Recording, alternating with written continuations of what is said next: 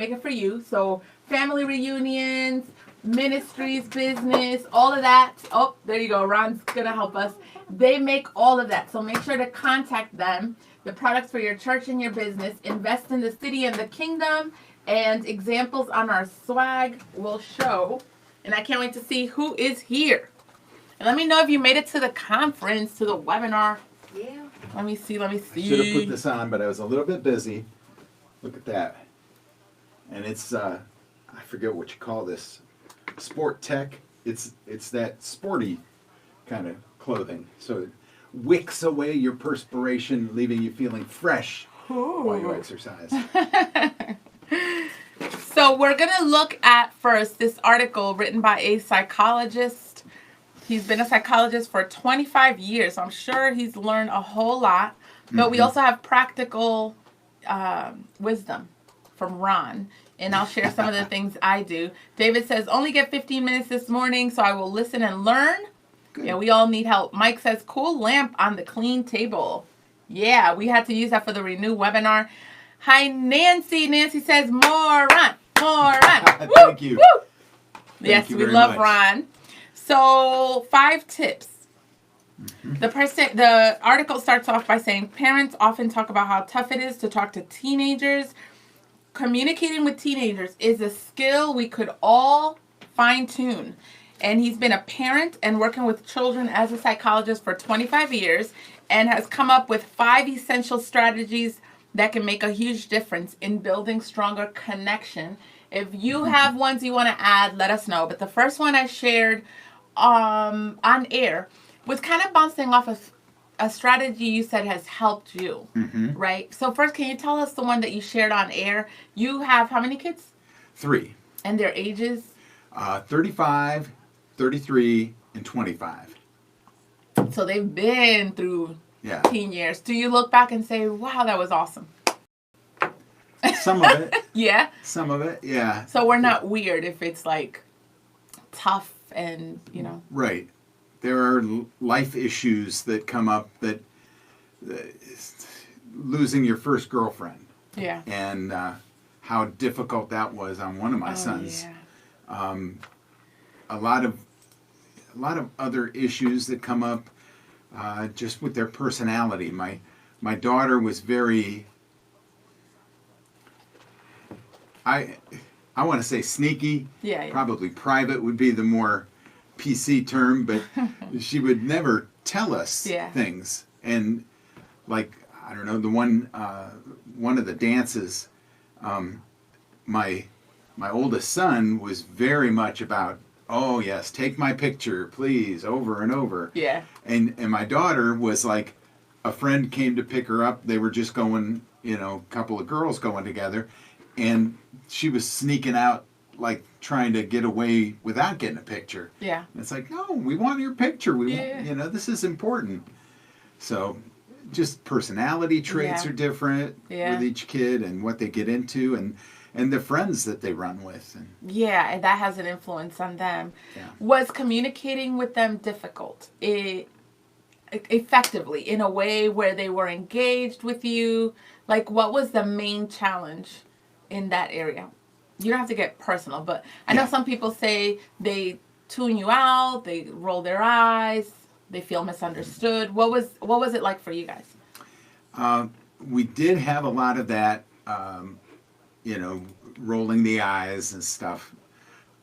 But I think for us, picking your battle was an important strategy. Yeah. That you decide, okay, I don't like the clothes that they're wearing, but that's okay. They're expressing themselves. I'll let that go.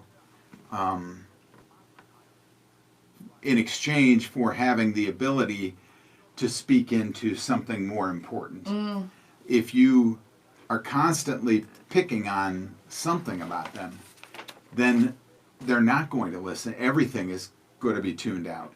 So you try to find things where you can be encouraging, can be part of what they're doing, part of their world. Yeah. And sometimes it's really like you're fortunate enough to have a friend who is into like whatever they want to be into. Yeah. If they would want to be in woodworking, I might try to say, hey, let's get together with Brian because he's got all this woodworking equipment and Yeah. things like that where Yeah. you can tie them in and not be the hero, but at least not be the goat of their life, Yeah. Yeah. Not greatest of all time goat, but the other.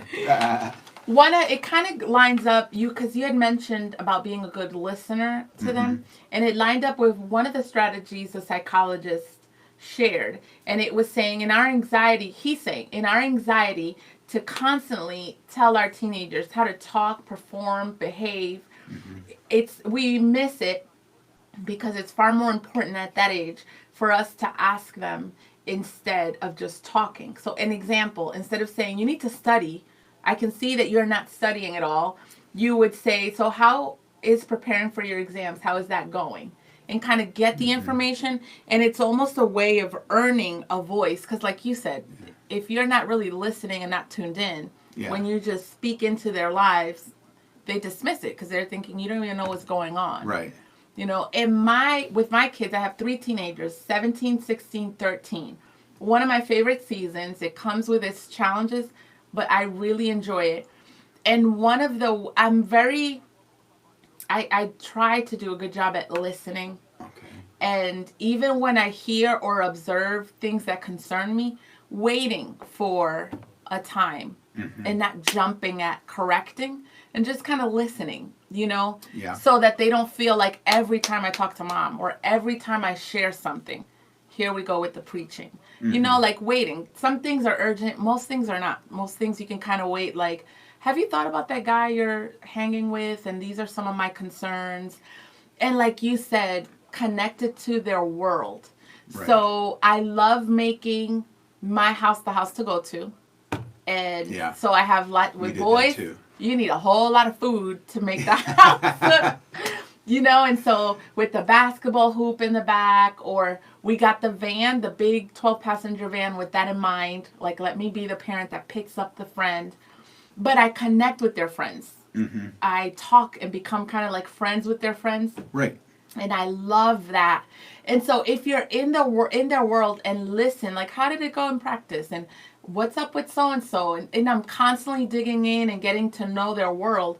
Then when it's time to share a concern, I think their heart's opened. Right. You've earned the privilege of speaking into their life. So that was one. Ask, don't tell. I really like what you said about getting to know their friends. Yeah. Like, you're not going to become besties and Facebook buddies and all that. But the fact that you know their name and you know a little bit about them, what their interests are, it provides validation. Yeah. Not valedictorian. Yeah. But it provides validation to the kids. They want to be around you. And it adds a sense of coolness to your child. Yeah, it does. So they get a bump from it too. It does.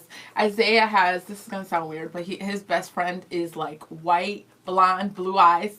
And I call him one of my sons. So I'm always like, hey, one of my favorite sons. And he's like, well, that's awkward. We don't even look like brothers. But we'll text each other. He follows me on Instagram. And whether or not, like, I want to be that, whether or not I'm cheering for this friend, because they're in my son's life. Right. So I need to know who they're around, who's pouring into their life, and then you address the concerns later. It was super awkward, just to keep it real, because it's not easy. One time, my son asked me, can you please get to know my girlfriend? And she wants to get to know you. So we scheduled a lunch, just me and her. And when I was parking and walking to meet her, I felt so weird because I'm like, I'm going to go kick it with a 17-year-old. Yeah. What do we got to talk about? But it wasn't about her. It was about him, and he may never, like, it may last a year or two or who knows. But I always tell my husband, it's about when he meets the one that is the one, I want to send him the message, whoever is important to you is important to me. Exactly. That's important to me. And so making the time and getting over the awkwardness was worth it because it's about him knowing, my My mom cares about me, but then it's also about I respect him. You know, sometimes you're like, really, that's your friend? You're kind of Yeah. telling them, do you respect me? Do you trust me? Do you believe I can make good decisions? Right. You know? Whereas Did if you looked at her and you said, son, you could do better. Oh, yeah. She comes from the poor side of town. Yeah. She's not all that pretty. Yeah. She dresses bad. Whatever. Exactly. She doesn't shave her armpits. How was it? How was it with becoming friends with your kids' friends? It took a while, but we did the same, trying to make our house the place to hang out. And so it would morph over the years. Like for a little while, we had a bunch of little games and stuff around in the basement so they could play there. Yeah. And then you'd set up all the video game stuff and do that for a while. And, you know, as their interests change, you change along with it. But there are, like, it starts out mostly neighborhood kids because they can ride their bikes over. And so you get to know them and you know their parents better and stuff. But then it branches out, other kids from school who get dropped off or however they get there. You get to know, like, some you know over a long time. Yeah. And so it's easy then to get to know the newer ones because you're so at ease with the others and they are at ease with you. Yeah. So that puts the new friends' guard down. They're like, oh, he must be okay because Chris likes him or Joe likes him. Yeah. So in principle, that's good. It works a lot of times. But Eva brings up a good question. It's definitely not easy getting to know the friends, especially when they are not good influences. So what do you do then? Yeah. We want to say, I don't want to hear about it, but that can't be a choice. How do you navigate that? Well, you do still have to try to make friends with them like you do all the other kids. Eventually, you look for a place where you can ask the right questions so that it draws from them. They're the ones saying, yeah, maybe he's not the best influence. Sometimes you can try to angle it from the perspective of maybe this friend of theirs that seems to be a bad influence, maybe he's got a bad life at home. Maybe he needs help. Maybe he's living with his grandparents because mom and dad are both gone or something, and he feels alienated by that. He's the only one of the group that lives with grandma and grandpa. Yeah. And so if you can find, there may be a reason why he's the bad kid. Yeah. And you can kind of help address that. Yeah. That brings up one of the other strategies the psychologist says. He says, when you disagree, follow the you, I, we approach. So what it looks like, he'll say, okay, I listen to you and understand your perspective. So you listen to them with no preconceived judgments and just really hear them out. Then you share your perspective as a parent. Well, there comes your advice. Mm-hmm. And then you say, okay, let's sort this out together. So how have I seen this play out? Even when I was a teen, but more when my mom was a teen, she told me a story. Kind of telling the kid, like the whole I listen to you would be, I'll engage him as a friend. I'll get to know your friend. So you're kind of listening and saying, okay, let's see. And then as you share your perspective, you can kind of say, let us figure out together. Mm-hmm. Is this a good friend for you to have? Like kind of making it let's, this is my concern, but we'll see. And, here are some concerns. And kind of making it a journey versus from the outside sharing your advice, which could be pushed away. My mom said her mom would do that a lot. She would say, well, here's my concerns, but we can figure it out together and see if this is a good person for you to engage with. And kind of making it a we. Have you seen that play out in your life in maybe a different way? Yeah. I don't know that we used it, but I like that idea. And it'll vary from child to child. Yeah. But some children are more mature and they can accept that. They're like, okay, I get it. You're concerned about this. I understand why you're concerned. And let's work on that. Maybe you're misinterpreting something about that other child that's my friend. Yeah. Or maybe you're right, I shouldn't be friends with him and Yeah. get away. Yeah. And it doesn't always work. I've actually had situations where you give your advice and they don't see it. And you kind of just have to stand back and say, okay, let's see how it works out for you.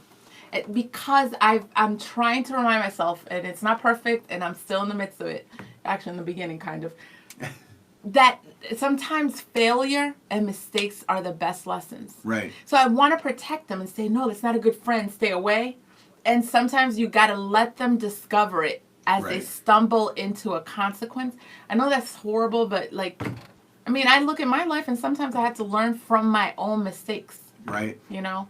But I know Eva, that's hard. She says her baby didn't like the friends that she thought were good. She liked the wild kids. Lynn loves your advice, Ron. Thank you, Lynn. Yeah. Melody says, I can't believe Janelle has a 17-year-old. I can't believe it either. Oh my goodness, he's about to be an adult. I think that was great that they wanted to involve her. That's a great thing. Yeah, that was good. It was weird because I was just like, I don't want to make him think he's like getting engaged because it's so serious for me to meet him. But he asked. Right. And so now it's super cool. She's amazing. And I was just telling her, no wonder Isaiah likes you. Oh my gosh. Yeah. And now she's like my little friend. We'll text each other. I got her into watching This Is Us. You know, yeah, Yeah. and it's just cool. They enrich. They're one of the things I like about teenagers, they're at an age where now they start enriching your life. They're engaging with people that become a part of your world. Isaiah's best friend, oh my goodness, that kid's amazing. And just walking life with them, even with the good and bad choices. The goal is walking it with them so that you can help them navigate. That's something Dr. Julie Slattery was kind of sharing with me. You've poured into them. Now it's listening and guiding them as they make decisions. Yeah. You know, like that's whether it's bad or not. That's kind of the option we have. The only option we have because Right. they're older. You know. Yeah. One thing I go just ahead. thought of. Yeah. Bribery can be your friend. Ooh, I want to hear more. If you're having trouble establishing a conversation with one of your kids, pick something like that they really enjoy. Like maybe it's a smoothie or a milkshake or ice cream from Dairy Queen or something like that you can go together. Maybe it's a reward for something. Maybe it's just off the cup. Let's do it. Yeah. And you go and you have some alone time there built in as you drive to the place, and whether you sit there and eat or you know, a milkshake you could bring home in the car, hopefully not have any problems. But that would buy you, you know, some brownie points in the Yeah. sense of Yeah. you spent money on them and got them something they wanted, but you get that time to talk. Yeah. Yeah. And take what you get with the talk. Don't worry about, well, we've got 10 minutes. I need to know, Yes. you know, something yes. deep. What's going on in your life? Yeah. No, Yeah. maybe it's just, you know, what was your favorite teacher today? Did anything funny happen? You know, some kid dropped his books and they went all over the place, or, you know, whatever. Yeah. Just take it Yeah. and it'll grow. I like that. And I like that you said about taking them to places. One of the tips I got years ago, and it's worked, I like it, the way it's worked. Taking them not to where you want to go, but Right. based on their personality. So I have a kid that's like all about nature and animals and whatever. And so he would open up if I'm like, oh, let's go hiking at the nature center. It could be like a nearby woods, or, you know, some kids, they're all about, oh, let's go to Starbucks. So Yeah. put them in their element and they open up differently. In terms of time of day, try this. Maybe it'll work for you. Kids open up at night in a way that's so different to the rest of the day. So, like, you don't necessarily got to tuck them. Now my kids tuck me in, if I'm going to be honest. They're used to talking to me at night. And now that I have this job, it's a challenge. But they'll come in and, like, pour out differently Yeah. at night. I don't know what it is. Have you noticed that with your even Oh, yeah. grandkids? Yeah, it always seemed like as you're, you know, going through the preparations of, okay, it's 5 minutes till we're going to go Yes. upstairs, okay, and then up you go, you're brushing your teeth, getting out of your pajamas, all that stuff, and then into bed, and suddenly the It all comes stories out. start coming, and you're like, and where was every this all day? yes, every kid's different. I do have one kid that I wanted to, and for those who struggle, here's my kid. So I'm not even gonna say who it is. He's great, but he's the kind of kid that's like, okay, so how's everything? Good. So how do you feel? Great. Any issues? Nope. And I'm like, oh my goodness, like, are you my kid? Everybody Right. else talks a lot. And I don't know how. I've tried everything. You know, some people, it could just be his personality. Some people, boys struggle with expressing. It could be a season where they don't want to share. How have you yourself or seen people with your experience navigate and get through kids that just like have a wall up? It's interesting because I don't think from the child's perspective they have a wall. It's not that they're hiding things they don't want to tell you. Oftentimes that's just their personality. Yeah. That it's like, I'm good. I am good. That's all I got to say. So finding the right questions that can draw something out can be a challenge. Do you think it comes out eventually with everybody, or do you think some kids just really don't? Like, I'm always wondering, there has to be, like, everybody has something behind. Like, are you really good? You don't. Yeah. I'm probably more that way than Okay. most people. So, in my experience with me, because I have a lot of experience with me, Yeah. it does come out eventually. Okay. And there will be something, whether it's a heartbreak that you feel like you have to talk about, Okay. or sometimes something really good happened. You won an award that you Yeah. had no idea you were even in the running Yeah. for, Yeah. and you'd be real excited and talk about it. So just keeping the doorway open. Yeah. You keep doing what you do, ask a few questions, but don't push, like tell them, well, everybody else is talking, why don't you? Yeah. Because Yeah. all you're saying there is, you're a weirdo. Yes. And that's not going to help them feel any better. I like that. And I'll share with parents. It's like one of my favorite topics. I love parenting. But one thing that I keep in mind, as you say, still keep talking. Like, this kid will seriously go on a walk and will be like quiet. So weird. But that's who he is. But I still take him on walks. It's that quote that says, I'm going to paraphrase it. It says, talk and engage with your kids when it doesn't matter, like when it's the insignificant stuff, so that when it does matter, they want to talk to you. So I Right. like what you said about keep talking, Melody says, I don't have kids, but I remember my mother would ask me questions about each friend, and most of the time they're family too. She had no problem telling me if she thought a friend could be a negative influence. She was the main reason I learned to pray about and pay attention to who I connect with. Oh, that's good. And Sarah had good stuff. She said, sometimes your teen will accept that their friends aren't good influences, but they don't necessarily separate. My son accepted that his friends had ugly vocabularies and ways of talking, but he felt like since he didn't participate in that, he couldn't change them. So it's hard to be a teen. It is hard. Yeah. And once you have some friends, to say, I'm going to get rid of them, at least until you've got another group of friends to fall back on, would be really hard, because you don't want to be alone. Yeah. Yeah.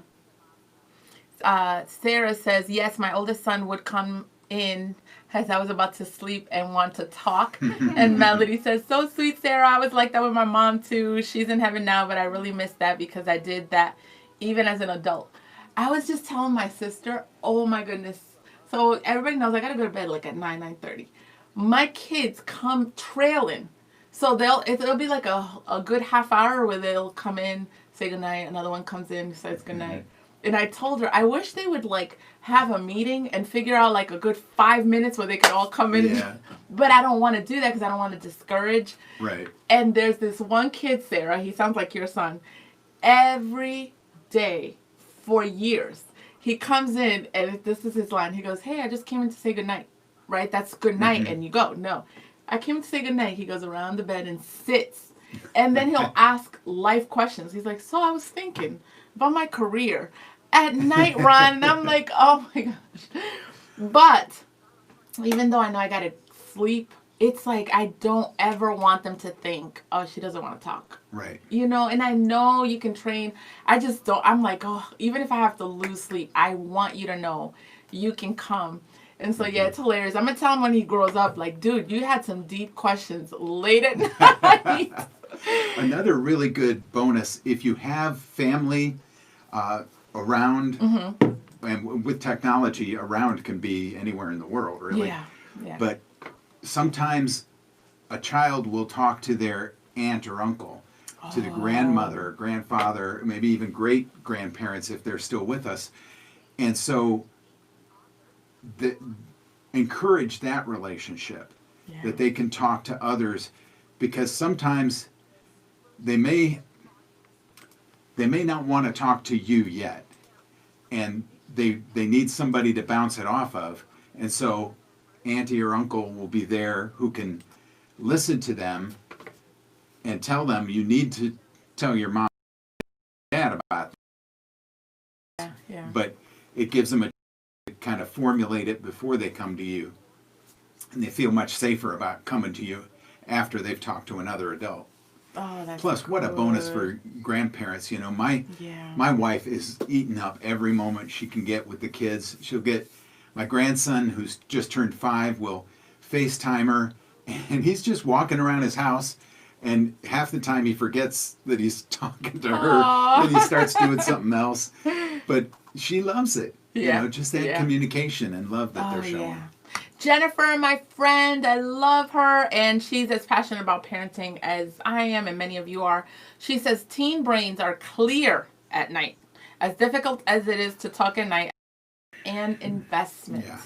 It sure is. And I love what you say about engaging parents and aunts and uncles. I've prayed for that for my kids for years. Another trust that never has to tell me what my kid tells them, but that I know they're getting good advice unless something comes up. And who else than a grandparent? That's so cool, especially now with FaceTime. Yeah.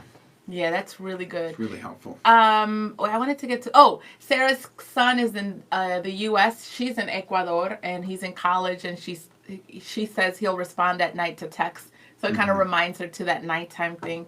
Sarah says, Ron, your point about not wanting to leave one group of friends until you have true. And we have seen that with our son. He has changed so much for the better now that he has a whole group of Christian friends around him at college. Mm-hmm. Yeah. And college is interesting because for a lot of people, it's a chance to change.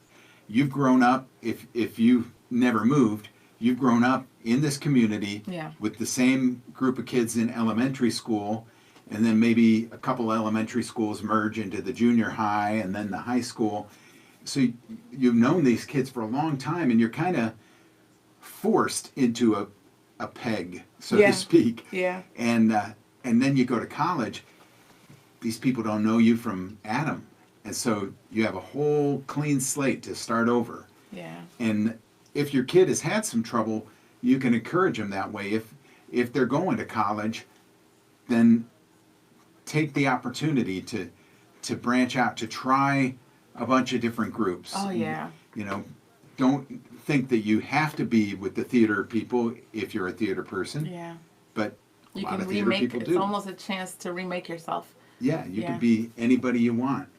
Sarah says, and we'll close with this, she's responding to Robert and saying, excellent observation, because Robert says, the last example of late night talk before bed, I found children see that as an opportunity to receive your full attention. You're not leaving home and no one else to interrupt them. Okay. Yeah, that's good stuff. True. It is worth the investment. Thank you for joining us. You guys are awesome. Share this conversation. Yes, please do. Yeah. It's an issue with teen parenting that many are trying to navigate, and Ron's wisdom is so valuable. Thank you for joining us. We need more Ron. More Ron.